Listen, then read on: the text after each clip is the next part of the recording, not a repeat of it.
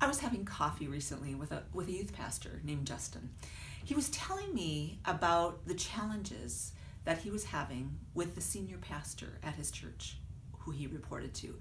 He said, "Linda, Steve does not even care about me as a person. He doesn't care about me as a leader. He doesn't even care about the youth of the church." And I asked him, what are the situations that make you come to that conclusion? And he told me some situations that made him conclude that Steve didn't care. What I asked him to do was to make a list with me of all the facts, the uncontestable facts that he knew about these situations, and what were the stories or the assumptions or what he presumed to be true in another column. So here's what we came up with. Fact: Steve has never been to a youth event. Fact: Steve has never offered to speak to the youth. Story or assumption: Steve doesn't care about the youth of the church. Steve is not willing to invest in this age group that Justin is pouring his life into. Fact: Steve and Justin do not have regular one-on-ones scheduled on the calendar.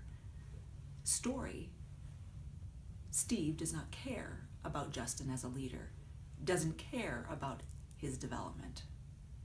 What we did next was to develop a 1-minute opening statement for how Justin could go to Steve, starting with the facts and asking him about these stories that he had created, holding them lightly, and asking Steve if they were true.